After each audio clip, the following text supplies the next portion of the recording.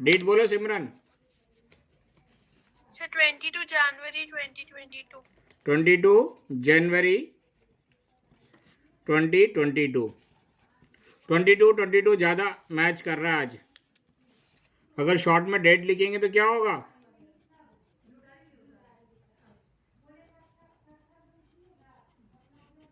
ठीक है। हाँ सर। कौन सा टॉपिक है? Application of टेक्नोमेट्री। पुराने सिलेबस में इसी टॉपिक को अपन क्या बोलते थे? हाइट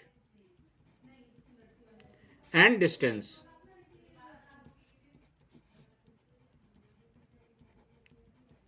हाइट एंड डिस्टेंस, या आप लोग चाहो तो एप्लीकेशन ऑफ टेक्नोमेट्री भी लिख सकते हैं।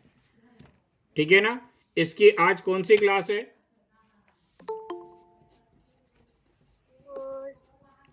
फर्स्ट क्लास है। थोड़ा कंसेप्ट समझने की कोशिश करेंगे। क्या होता है हाइट एंड डिस्टेंस? क्या मतलब होता है हाइट का और क्या मतलब होता है डिस्टेंस का? अब हाइट एंड डिस्टेंस का नॉर्मली मतलब तो आप लोगों को मालूम ही है। किसी भी चीज़ की हाइट फाइंड आउट करना, किसी भी ऑब्जेक्ट की हाइट फाइंड आउट करना। डिस्टेंस का मतलब क्या होता है? किसी भी दो पॉइंटों के बीच में डिस्टेंस फाइंड आउट करना। राइट। जैसे एक सिटी हो गई भोपाल, दूसरी एक सिटी हो गई इंदौर, दोनों के बीच में डिस्टेंस फाइंड आउट करना। या कोई दो पॉइंट है, दोनों के बीच में अपन को डिस्टेंस फाइंड आउट करना। कोऑर्डिनेट ज्योमेट्री में अपन ने देखा था डिस्टेंस कैसे फाइंड आउट की जाती है। फिर हाइट एंड डिस्टेंस में डिस्टेंस फाइंड आउट करने की जरूरत क्यों पड़ी है अपन को, ये भी थोड़ी समझने की कोशिश करेंगे। अगर पूछा जाए किसी बच्चे से तुम्हारी हाइट क्या है, तो ये अपनी हाइट कैसे फाइंड आउट करेगा? बोलो। किसी भी बच्चे से पूछा जाए तुम्हारी हाइट क्या है, तो कैसे फाइंड आउट करेगा? ये स्टूडेंट सीधे खड़े हो जाएगा दीवार से लग के। राइट, सीधे दीवार से लग के खड़े हो जाएगा और पीछे दीवार पे ऐसे सर पे स्केल रख के एक मार्क लगा लेगा। क्लियर है? वापस हटने के बाद ये इतनी अपनी हाइट मेजर कर सकता है। कर सकता है नहीं कर सकता? हाँ सर। अगर इसको अपनी हाइट फाइंड आउट करनी है कितनी है तो, या वो अपने घर में बैठा है तो उस रूम में फ्लोर और सीलिंग की हाइट कितनी है, अगर ये फाइंड आउट करना है किसी भी रूम की फ्लोर और सीलिंग की हाइट, तो फाइंड आउट कर सकता है नहीं कर सकता? नॉर्मल वे से अपन सीधे सीधे रूम की हाइट फाइंड आउट कर सकते हैं, या एक वॉल से दूसरे वॉल तक की डिस्टेंस कितनी है, ये भी नॉर्मल तरीके से अपन ऑर्डिनरी मेथड से फाइंड आउट कर सकते हैं। क्लियर है? यहां पर हाइट का मतलब क्या है? यहां पे हाइट का मतलब क्या है कि जिसकी हाइट अपन ऑर्डिनरी मेथड या नॉर्मल तरीके से फाइंड नहीं कर सकते उसकी हाइट निकालनी है। क्लियर है? जिसकी हाइट नॉर्मल वे से या ऑर्डिनरी मेथड से नहीं निकाल सकते, जिसकी हाइट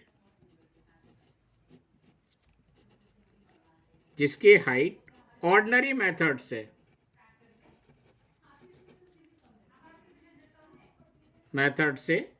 नहीं निकाल सकते,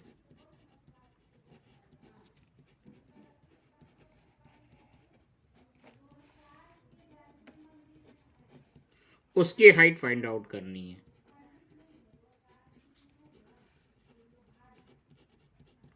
अब किस किस की हाइट अपन ऑर्डिनरी मेथड से नहीं निकाल सकते,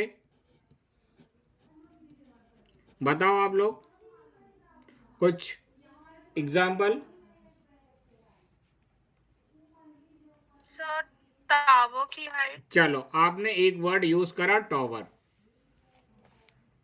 टॉवर की height, to find the height of tower. Simran का कहना है टॉवर की हाइट। टावर क्या होता है पहले तो आप लोग मुझे ये बताओ, कोई भी बच्चा बता सकता है टावर क्या होता है?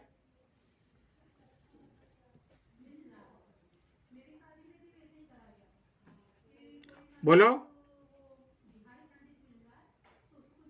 कोई नहीं बता सकता है? मोबाइल वाला टावर। अच्छा चलो, एक एग्जाम्पल दिया है धनश्री ने, मोबाइल टावर। और आईफिल टावर। कौन सा? Eiffel tower. स्पेलिंग क्या है आईफिल टावर की? EFFILE। EFFILE। सही है, सही सही स्पेलिंग लिखी है। इलेक्ट्रिक टावर, नहीं सर। चलो कोई बात नहीं, समझ जाना आप लोग, अगर स्पेलिंग सही नहीं है तो भी समझ जाना। इलेक्ट्रिक टावर कहाँ पर है? आईफिल टावर कहाँ पर है? Sir Paris. पेरिस। पेरिस कहाँ पर है? Sir France. France, very good. France कहाँ पर है? Sir Europe. यूरोप में। उसकी कोई पोजीशन बता सकता है? सर इंग्लैंड के पास। इंग्लैंड के पास में, ठीक है, वेरी गुड, सही कह रहे हो, इंग्लैंड के पास में है, ठीक है ना। बगल में कौन सी कंट्री है फ्रांस के? जर्मनी। बहुत सारी है सर, जर्मनी है, बेल्जियम है, फिर बेल्जियम है, सही कह रहे हो बिल्कुल। और उसके वेस्ट साइड कौन सी कंट्री है? पोलैंड। Sir west side. हाँ और उसके साउथ साइड इटली। और नॉर्थ में बेल्जियम है, ठीक है ना। थोड़ा सा नॉर्थ वेस्ट की तरफ जाएंगे तो उसके ऊपर एक पानी का रीजन है और इंग्लैंड मिलता है वहां पर। मतलब कोई भी बात अगर अपने सामने आ जाए तो उसकी सारी डिटेल अपन को ओरली मालूम होनी चाहिए, जैसे मुझे मालूम है वैसे आप लोग को मालूम होनी चाहिए। और फ्रांस और इंग्लैंड के बीच में जो पानी का रीजन मिलता है, आप लोग ये जब वो देखोगे, मैप देखोगे, तब ये समझ में आएगा। ऐसे मैप याद होना चाहिए सारी कंट्री का। फ्रांस और इंग्लैंड के बीच में जो पानी का रीजन है, उस पानी को रीजन को अपन इंग्लिश चैनल बोलते हैं, और आरती शाह ने उसे तीर कर पार करा है, ठीक है। ऐसे ऐसे मतलब सारी डिटेल आनी चाहिए अपन को, तभी अपन राइट डायरेक्शन में जा रहे हैं। कोई बात नहीं, वो थोड़ा लीक से हटके काम हो गया था। मोबाइल टावर, इलेक्ट्रिक टावर, और एक और टावर के मामले में अपने इंडिया में नाम चलता है कुतुब मीनार। धनश्री, किसने बनवाया था कुतुब मीनार? अशोका ने। Very good. कुतुब शाह ने। कुतुब शाह ने। अशोका, कुतुब शाह, कुतुबुद्दीन ऐबक और इल्तुतमिश सब मिलकर आत्महत्या कर लेंगे, ठीक है ना। ये वर्ड सबने सुना है, कुतुब मीनार, ये दिल्ली में है। 1206 से स्टार्ट हुआ था, ठीक है, कंप्लीट होने में टाइम लगा था काफी।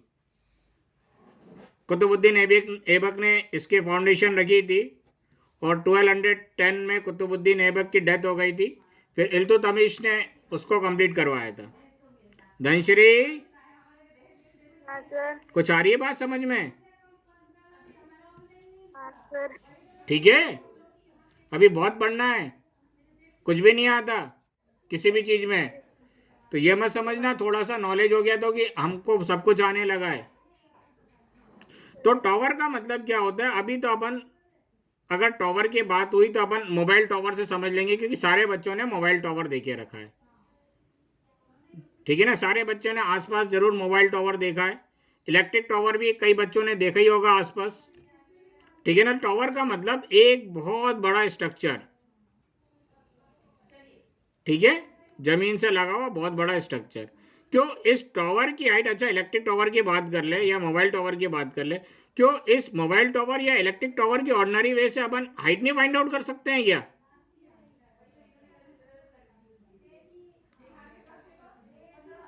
बोलो सिमरन, इस मोबाइल टावर की या इलेक्ट्रिक टावर की अपन ऑर्डिनरी वे से हाइट नहीं फाइंड आउट कर सकते हैं क्या?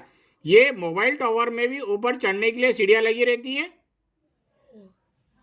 राइट। इलेक्ट्रिक टावर में भी ऊपर चढ़ने के लिए सीढ़ियां लगी रहती हैं। बड़े आराम से अपन इसकी सीढ़ी पे टॉप पॉइंट पे चढ़ सकते हैं और यहां से एक रस्सी नीचे फेंक दी जाए जो ग्राउंड लेवल को टच कर रही है।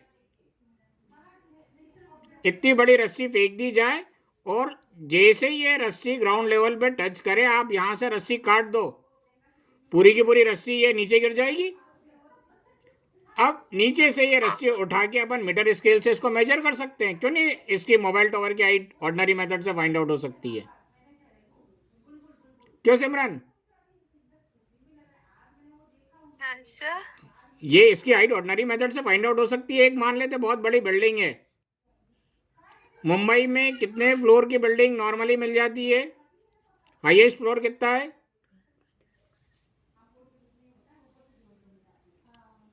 बोलो विजित। 50-60 नॉर्मल है? सर लाइक बॉम्बे में नॉर्मल है, नवी मुंबई में सर लिमिट कम।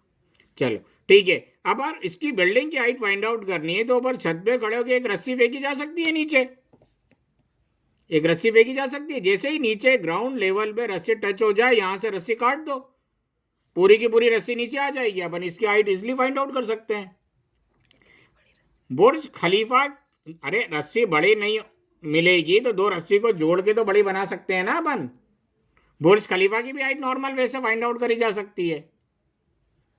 अपन चाहे तो नहीं कर सकते हैं क्या? तो वो चीज जिसकी हाइट नॉर्मल मेथड से फाइंड आउट नहीं करी जा सकती है, उसकी हाइट फाइंड आउट करना है। ठीक है, अब देखेंगे बाद में। हालांकि अपन इसमें कुतुब मीनार और क्या कहते हैं बिल्डिंग, इन सब की हाइट हाइट एंड डिस्टेंस में फाइंड आउट करेंगे, क्योंकि हर पर्टिकुलर केस में हाइट फाइंड आउट नहीं की जा सकती है। क्लियर है?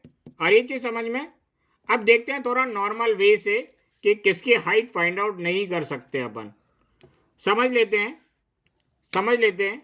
अपने पास एक ये ट्री है,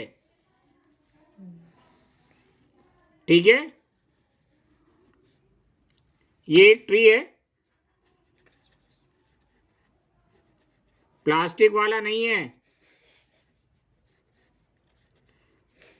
अच्छा, इसकी हाइट आप फाइंड आउट कर सकते हो क्या?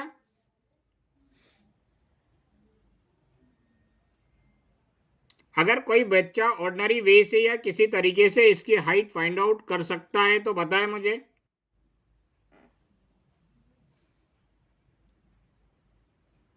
ऐसा कर सकता है कैसे कर सकते हैं अनुमा, बताओ, थोड़ा सा आइडिया दो। सर। ये किसी तरह तो आप यहां तक पेड़ पे चढ़ जाओगे। उसके बाद सर उसके बाद साइड से मेजर कर लेंगे। साइड से कैसे मेजर करोगी? एक बड़ा सा डंडा ऊपर की तरफ टच करने की कोशिश करोगे, जहां तक इसकी हाइट होगी अप्रोक्सीमेटली। यस सर, ऐसा भी कर सकते हैं। पक्का? Yes sir. थोड़ा सा मुश्किल है, हो तो जाएगा, और हो सकता है उसमें एक्यूरेट मेजरमेंट ना आए।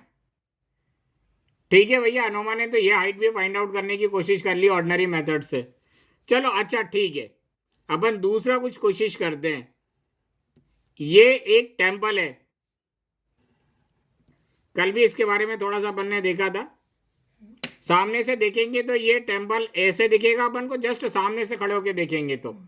टेम्पल का टॉप पॉइंट अपना क्या रहता है? कॉनिकल शेप में रहता है। अधिकतर टेम्पल का टॉप पॉइंट देखना ऊपर कॉनिकल शेप में दिखेगा, ऊपर से ऐसा उठा हुआ रहता है ना, ठीक है ना, ऐसे उठा हुआ रहता है, ऐसे गोल सा कॉनिकल शेप में दिखेगा। और इस टेम्पल के ऊपर एक सुंदर सा झंडा लगा हुआ है।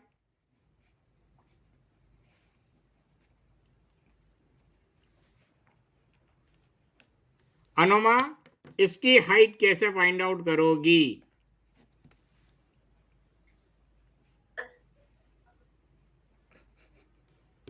सर पहले हाँ हाँ, बताओ बताओ, प्रयास करो।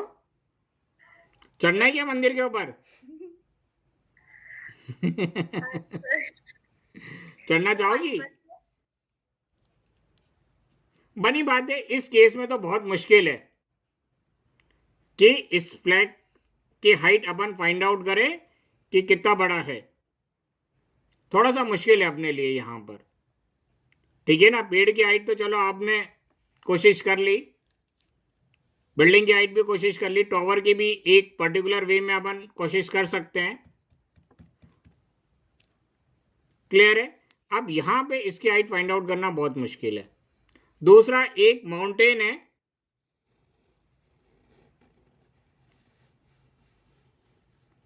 इसकी हाइट कैसे फाइंड आउट करोगे?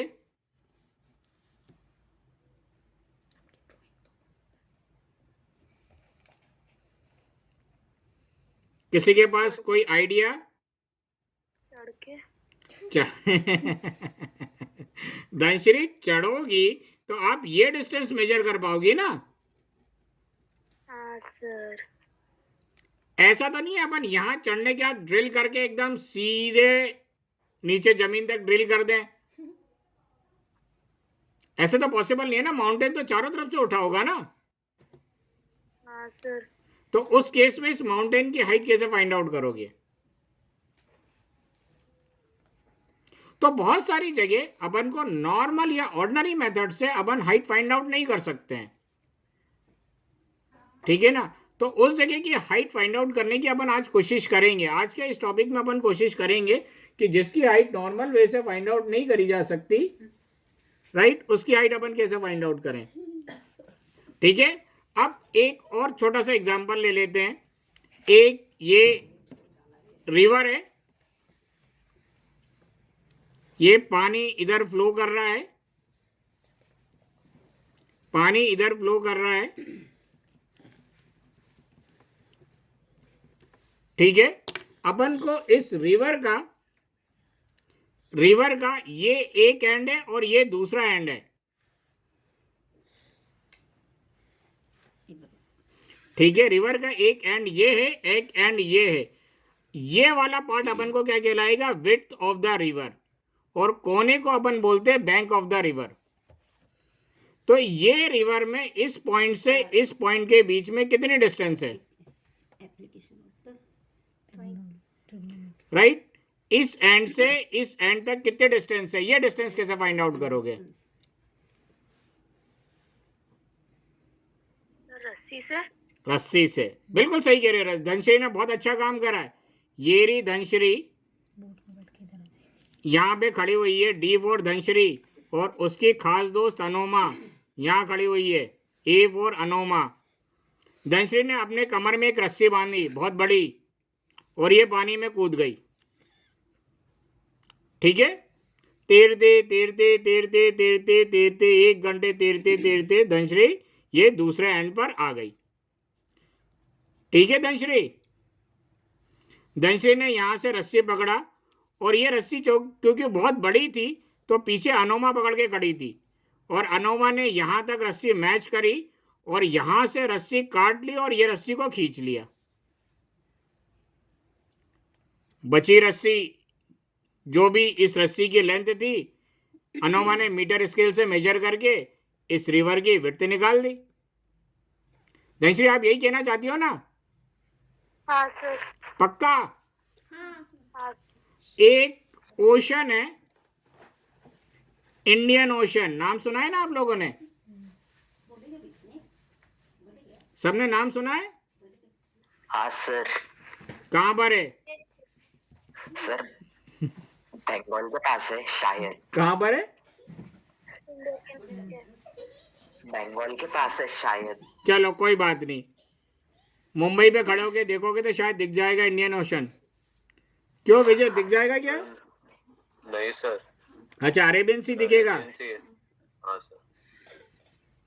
ठीक है। श्रीलंका के, केरला तमिल। चलो अरेबियन सी में चलते हैं, मुंबई से खड़े होके देखेंगे तो अरेबियन सी दिख जाएगा। धनश्री, अरेबियन सी में ये एक शिप है, बहुत अच्छा सा, और यहां पर भी एक दूसरा शिप है, मान लेते हैं ये यूएई से आ रहा है। अब आपको बताना है इन दोनों शिप के बीच की डिस्टेंस कितनी है। अब क्या करोगे धनश्री? अब कहाँ कूदने जाओगी और कहाँ तैरने जाओगी अरेबियन सी में? अब कैसे इन दोनों के बीच के डिस्टेंस निकालोगे?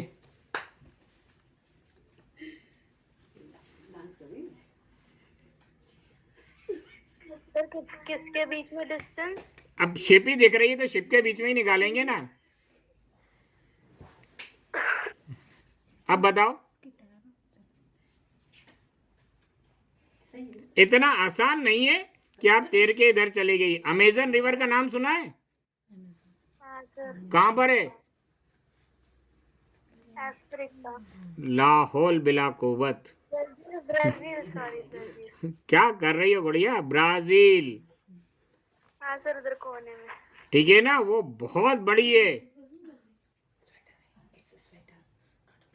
उसकी ये विड्थ बहुत बड़ी है।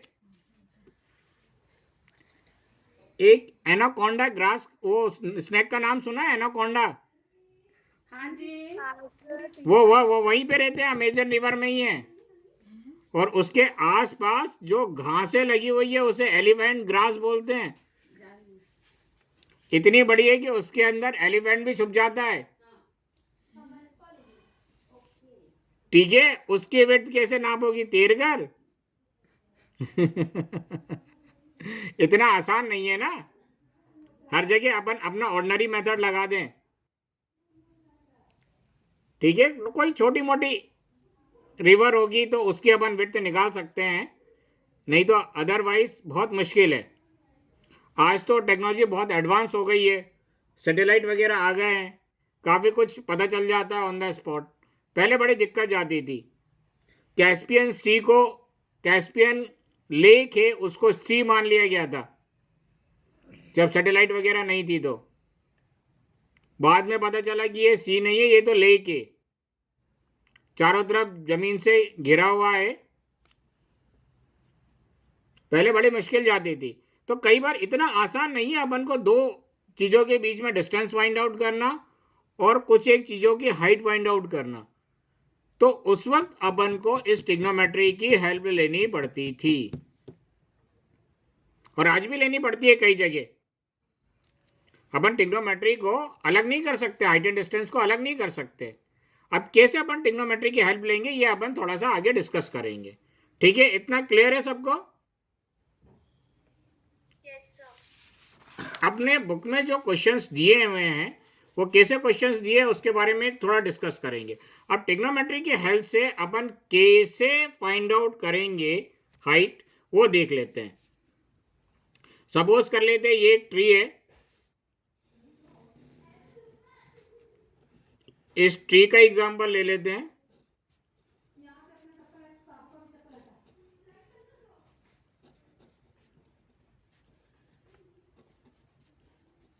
सर माउंट एवरेस्ट की ट्रिग्नोमेट्री से निकाली है।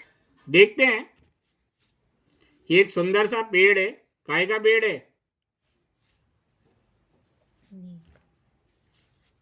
बरगद। चलो कृष्णा। हाँ सर। और ये ग्राउंड लेवल है।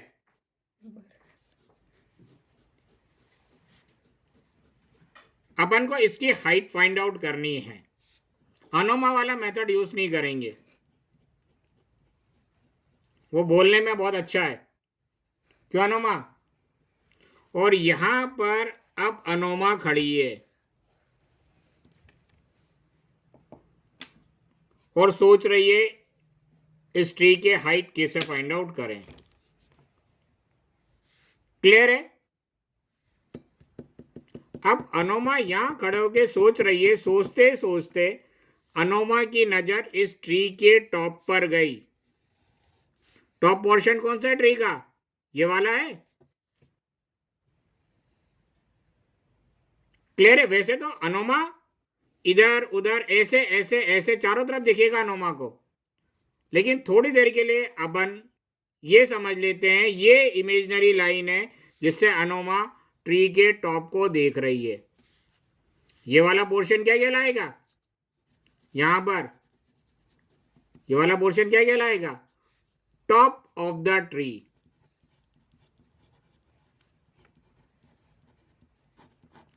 राइट? और यहां पर ये वाला पोर्शन क्या कहलाएगा? Bottom of the tree. Foot the foot. या bottom of the tree, foot और bottom of the tree, right. पूरे हाइट एंड डिस्टेंस में ये वर्ड चलता रहेगा कंटिन्यू। तुम्हें हर जगह ये मिलेगा, top of the tree, top of the tower, top of the mountain, top of the building, top of the cliff, right, top of the electric pole, top of the temple. Top word जरूर मिलेगा और उसी तरह foot और bottom word ये दोनों जरूर मिलेगा। या तो फुट ऑफ द ट्री बोलेंगे या बॉटम ऑफ द ट्री बोलेंगे। मतलब 15-20 वर्ड है जो कॉमन है पूरे हाइट एंड डिस्टेंस में, जो हर जगह मिलेंगे, ठीक है। और अनोमा यहां से खड़े होकर ट्री के टॉप पे देख रही, तो सपोज कर लेते ये इमेजिनरी लाइन है, राइट। इस इमेजिनरी लाइन से ट्री के टॉप पे देख रही है, तो इसे अपन बोलेंगे लाइन ऑफ साइट।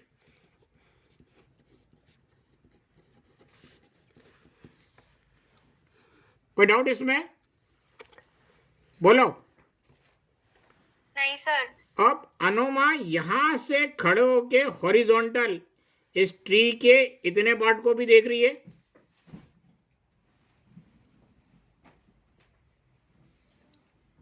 ट्री के इतने पार्ट को भी देख रही है। तो जब अनोमा खड़े होके ट्री को अपने हाइट से इतने पार्ट को देख रही है, तो ये क्या कहलाएगा? हॉरिजॉन्टल। दो वर्ड बहुत ज्यादा यूज होंगे इसमें, जैसे टॉप और फुट यूज हुआ है, वैसे वर्टिकल और हॉरिजॉन्टल दोनों का मतलब मालूम होना चाहिए।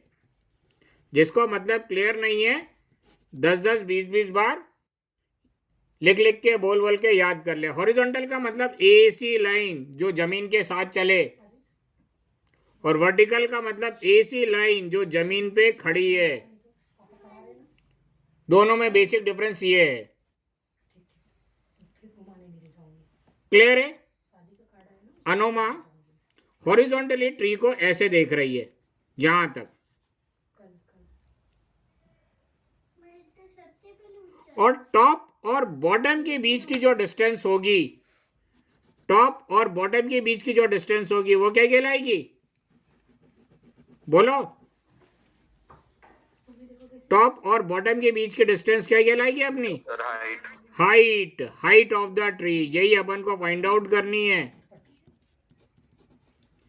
हाइट ऑफ द ट्री, यही अपन को फाइंड आउट करनी है। ये मत सोचना हाइट तो नीचे तक जाएगी, बॉटम तो नीचे तक है। अरे इतनी डिस्टेंस जो भी आएगी उसमें अनोमा की हाइट ऐड कर देंगे ना, क्यों अनोमा? तो टोटल हाइट आ जाएगी ना ट्री की। आप परेशान क्यों हो रही हो? इतनी जल्दी टेंशन में क्यों आ जाती हो कि सर इतनी हाइट निकलेगी? अगर अपन ने ये निकाल ली किसी भी मेथड से तो एग्जैक्ट हाइट आई नहीं, एक्यूरेट मेजरमेंट आया नहीं अपना, ठीक है। अपन सपोज कर लेते हैं अनोमा जो हॉरिजॉन्टल इस ट्री को देख रही है और यहां से लाइन ऑफ साइट से ट्री के टॉप को देख रही है, इसके बीच में जो एंगल बन रहा है सपोज कर लेते हैं 45 डिग्री का बन रहा है। किसी एक इंस्ट्रूमेंट से अपन ने ये एंगल मेजर कर लिया। एक इंस्ट्रूमेंट आता है जिससे ये एंगल मेजर किया जा सकता है। तुम लोगों का होमवर्क है वो इंस्ट्रूमेंट का नाम मेरे को ढूंढ के बताओगे। क्लियर है? सबको मेरी बात समझ में आ रही है? सबको बोलना है भैया। हाँ सर। अब अनोमा ने यहां से यहां तक एक इमेजिनरी लाइन ड्रॉ कर दी। जैसे ही यहां से यहां तक इमेजिनरी लाइन ड्रॉ कर दी, तो ये कुछ बनता हुआ नजर आ रहा है? हाँ सर। क्या बनता हुआ नजर आ रहा है? Right angle triangle. Right angle triangle. अपनी जो 10th क्लास की ट्रिग्नोमेट्री है वो राइट एंगल ट्रायंगल में ही सिमट गई है। ये बन रहा है राइट एंगल ट्रायंगल, राइट। देखो ये वाली जो डिस्टेंस है ये तो जमीन में है, जमीन से डिस्टेंस मेजर की जा सकती है। अनोमा ने एक रस्सी लेकर धनश्री को यहां तक भेज दिया, इस ट्री के सेंटर तक, और यहां से रस्सी काट दी। ठीक है, और धनश्री ने इस रस्सी को मीटर स्केल से मेजर कर लिया। तो ये जमीन से जमीन तक डिस्टेंस में था, तो रस्सी से नाप के धनश्री ने बता दिया कि ये 50 मीटर है। कोई डाउट? No sir. अब भैया इस राइट एंगल ट्रायंगल में एक साइड और एक एंगल मालूम चल गया आपको, ट्रिग्नोमेट्री के हेल्प से रिमेनिंग साइड और रिमेनिंग एंगल्स नहीं निकाल सकते क्या? हाँ सर, निकाल सकते हैं। बोलो, हाँ सर। पक्का? यस सर, कैसे निकालेंगे? ट्रिग्नोमेट्री से। हाँ, ट्रिग्नोमेट्री से कैसे निकालेंगे बताओ तो।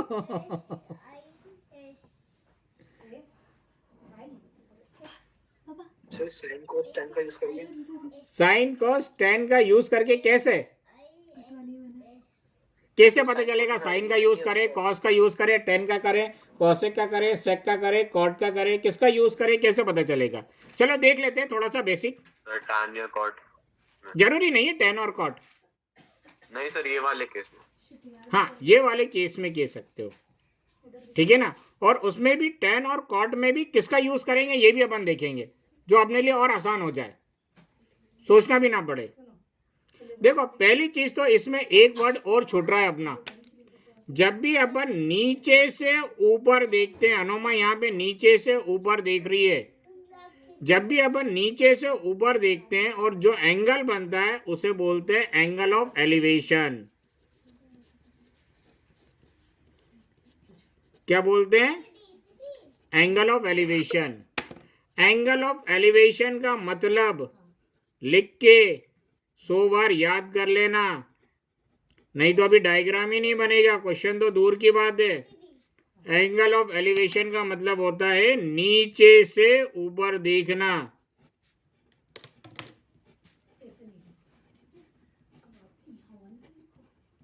नीचे से ऊपर देखना, ये चारों वर्ड लिखना पड़ेगा, तब जाके डायग्राम बनेगा भी एट डिस्टेंस में। तो पहला एक वर्ड और क्लियर हो गया, angle of elevation. Line of site important word नहीं है, बस एक बार मालूम होना चाहिए। वर्टिकल का मतलब मालूम होना चाहिए, हॉरिजॉन्टल का मतलब मालूम होना चाहिए, एंगल ऑफ एलिवेशन का मतलब मालूम होना चाहिए, टॉप का मतलब, बॉटम का मतलब, टॉप और बॉटम के बीच के डिस्टेंस, हाइट। 2-4 वर्ड्स और यूज होंगे, टुवर्ड्स, अवे, ठीक है। आगे अपन देखेंगे, धीरे धीरे समझने की कोशिश करेंगे। तो अब सर ये एंगल अपन हाँ बोलो 45 डिग्री का एंगल है सर, ये अपन ने माना है। अपन ने अभी सपोज कर लिया, नहीं तो एक इंस्ट्रूमेंट आता है, एक डिवाइस रहता है जिससे अपन ये एंगल मेजर कर सकते हैं, हाँ सर। ठीक है ना। वो डिवाइस कौन सा होता है, क्या बोलते हैं, कैसे वर्किंग करता है, ये तुम लोग गूगल पे जरा सर्च करके मेरे को बताना, अपनी थोड़ी नॉलेज बढ़ाना, हाँ सर। ठीक है। अब इसमें क्या करेंगे, देखो ट्रिग्नोमेट्री की हेल्प ले लेते हैं। ये एंगल मालूम है, इस एंगल को कंसिडर कर रहे हैं, तो इस एंगल को थीटा सपोज कर लें। फिर थीटा आ गया, डरावनी चीज आ गई। जैसे ही इसको एंगल कंसिडर करेंगे, इसके सामने वाली साइड क्या कहलाएगी?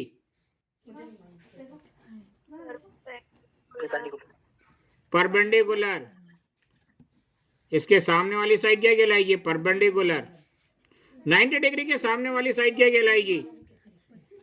हाइपोटेन्यूस। बच गई तीसरी साइड, बेस। Base, right. थोड़ा सा लिख लेते हैं, एंगल कितना देके रखा है, angle of elevation 45 degree. Perpendicular कौन सी साइड को रिप्रेजेंट कर रहा है? ए बी को, और ये अपन को फाइंड आउट करनी है। कोई दिक्कत?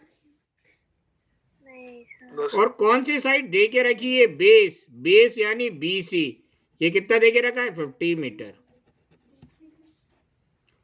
अब कौन सा फॉर्मूला यूज करेंगे इसकी हाइट निकालने के लिए, वो अपन समझने की कोशिश कर रहे हैं।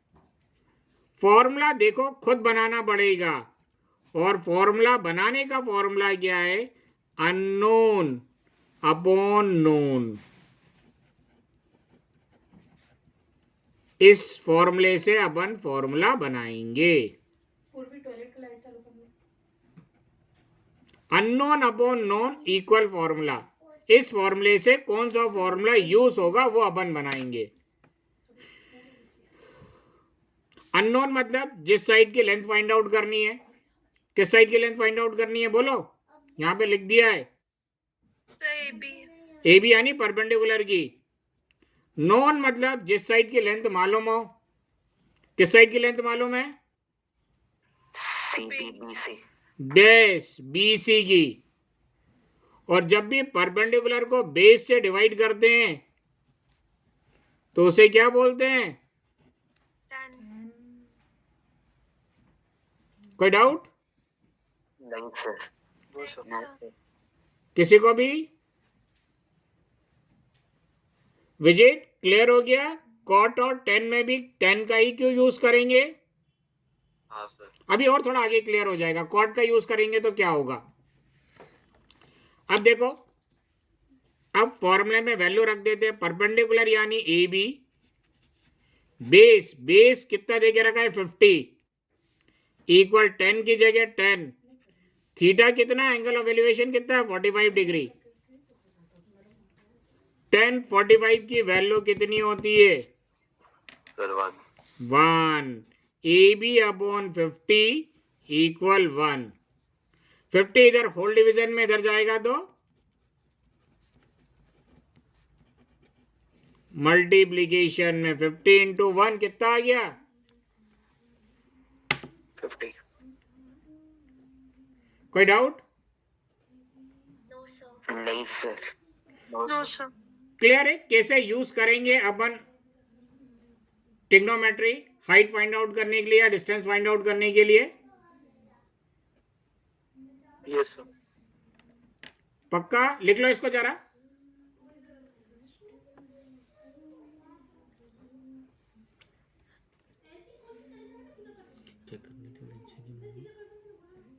ऐसे ऐसे पोज बना रही थी, ऐसे डांस भी कर रही थी। हाँ ऐसे ऐसे कर रही थी। उधर के आईने में साड़ी पहनी हुई थी ना, इसलिए।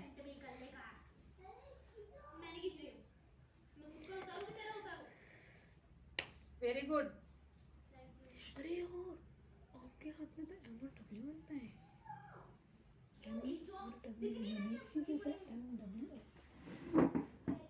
ये कर लो तो बता देना। आनिया हाँ सर। कंसेप्ट क्लियर हो रहे हैं? हाँ सर। विजित हाँ सर। ठीक है ना? और 6-7 दिन थोड़ा अच्छे से पढ़ लो, अच्छे से प्रैक्टिस कर लो। जरूरत नहीं पड़ेगी एग्जाम में उठा के देखने की। ठीक है? हाँ सर।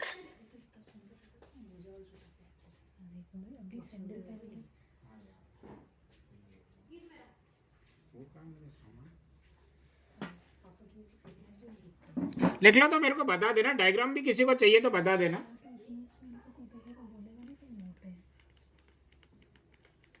टी-शर्ट पहन के घूमे तो कब तक कैसे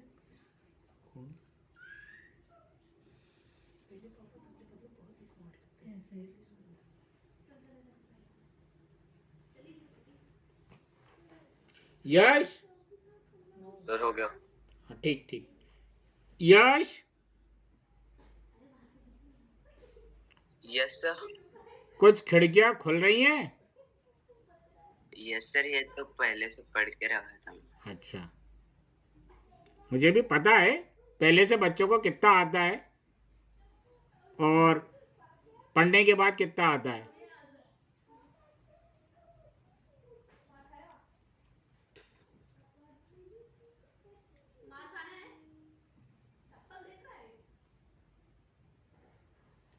और किसका बच गया अभी? सर मेरा सर हो गया। हो गया। ठीक है, आगे बढ़े। हाँ सर। अच्छा, इसमें जो टर्म यूज होंगे हाइट एंड डिस्टेंस में, क्या क्या टर्म यूज होंगे?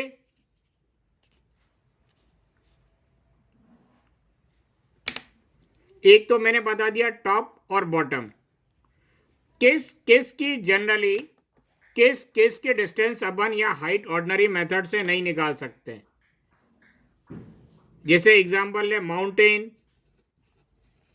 माउंटेन की हाइट अपन ऑर्डिनरी मेथड से नहीं निकाल सकते। क्लिफ क्या होता है? कोई बता सकता है? ऊंचाई। ना माउंटेन को हिंदी में अपन पहाड़ बोलेंगे, क्लिफ को हिंदी में अपन चट्टान बोलेंगे। दोनों में डिफरेंस क्या है?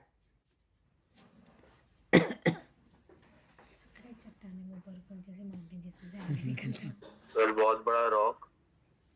ठीक है, देख लेना, तुम लोग अपने लेवल से समझ लेना, ठीक है ना। माउंटेन की हाइट ऑर्डिनरी मेथड से नहीं निकाल सकते, माउंटेन वर्ड यूज होगा इसमें, क्लिफ वर्ड यूज होगा, इसमें टॉवर भी वर्ड यूज होगा। तो टॉवर को अपने हिसाब से आप मोबाइल टॉवर, इलेक्ट्रिक टॉवर और कौन कौन सा जो पेरिस में टॉवर है वो भी मान सकते हो, अपने हिसाब से मान सकते हो, ठीक है। एक वर्ड और यूज होगा इसमें, लाइट हाउस। क्या होता है लाइट हाउस? सर वो लाइट सीज के पास होता है ना, किसके पास होता है? डायरेक्शन बताने के लिए उन्हें। किसके पास होता है सिमरन? सर आइलैंड्स पर होता है।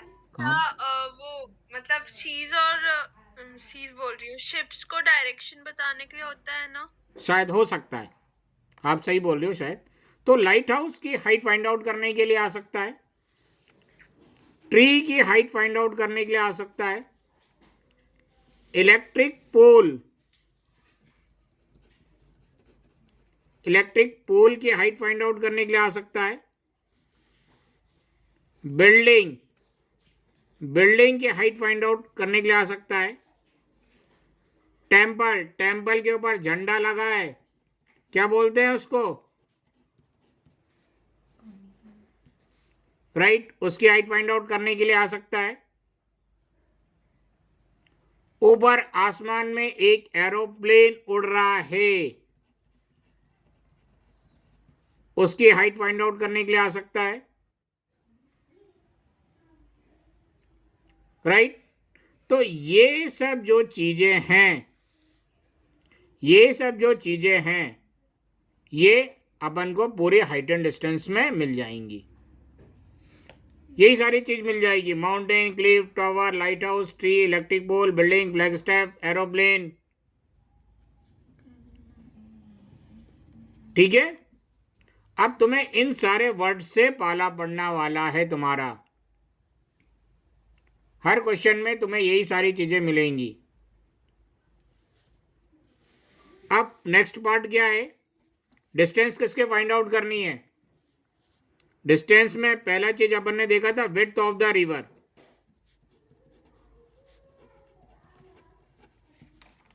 Width of the river. और दूसरा बेसिक अपन ने डिस्टेंस में क्या देखा था? Distance between the two ship. कहां पर थी ये? अरेबियन सी में, ठीक है ना। Distance between the two ship, इन दोनों के बीच के डिस्टेंस फाइंड आउट करनी है। और अपन कहां डिस्टेंस फाइंड आउट कर सकते हैं? अर्थ और मून के बीच में डिस्टेंस फाइंड आउट कर सकते हैं। वो कैसे है? उसमें ट्रिग्नोमेट्री लग जाएगी क्या? इतनी दूर नहीं अच्छा, इतनी दूर की डिस्टेंस कैसे फाइंड आउट करी है अपन ने? नहीं, अपन ने जब ये सैटेलाइट वगैरह नहीं थे, सैटेलाइट वगैरह तो तब आए ना जब अपन अर्थ से बाहर निकले। अपन अर्थ से 1957 से पहले तो बाहर नहीं निकले थे ना। पहली बार रशिया 1957 में निकला था बाहर। हाँ सर। ठीक है ना, 1957 से पहले बाहर नहीं निकले ना। उससे पहले तो अपन क्या कि मतलब, अब ये समझ लो, उससे पहले से ही अपन को डिस्टेंस मालूम है ना। तो उन्होंने वो कैसे डिस्टेंस पता करी? ठीक है, इसमें बाद में डिस्कस करेंगे अपन। सर रस्सी तो फेंक ही नहीं होगी। राकेश शर्मा रस्सी लेके गया तो नहीं होगा, हाँ ना सर। ठीक है ना। और इतनी बड़ी रस्सी जोड़ के भी नहीं अपन बना सकते हैं, ठीक है। तो अपन कल आगे कंटिन्यू करेंगे, इसका थोड़ा और बेसिक समझेंगे। तो 2-3 दिन थोड़ा बेसिक चलेगा और उसके बाद फिर क्वेश्चंस में आएंगे तो सिर्फ क्वेश्चंस का मेथड बता दिया जाएगा। और एक वर्ड और अपन ने देखा है इसमें, वर्टिकल का मतलब क्या होता है, जो ए से जमीन पे खड़ी हो, और हॉरिजॉन्टल का मतलब क्या होता है, जो जमीन के साथ चल रही हो, ए से। और हमेशा टॉवर वर्टिकल खड़ा होगा, cliff, lighthouse, tree, electric pole, building, बाकी सारी चीज वर्टिकल खड़ी होगी हॉरिजॉन्टल प्लेन पे, और ये दोनों के बीच में हमेशा 90 डिग्री का एंगल बनेगा। और एक वर्ड और देख लिया है, एंगल ऑफ एलिवेशन। इसको प्योर हिंदी में लिखवाया गया है, नीचे से ऊपर देखना। 10 बार लिखना पड़ेगा तब जाके डायग्राम बनेगा। सारी लड़ाई हाइट एंड डिस्टेंस में डायग्राम बनाने की है। एक बार डायग्राम बन गया तो किसी ना किसी तरह मगजमारी करके तुम लोग उसको सॉल्व कर लोगे। अगर एक बार डायग्राम बन गया तो कोई ना कोई तरीका निकाल ही लोगे उसको सॉल्व करने का, लेकिन डायग्राम ही नहीं बना तो एक कदम भी आगे नहीं चल पाओगे।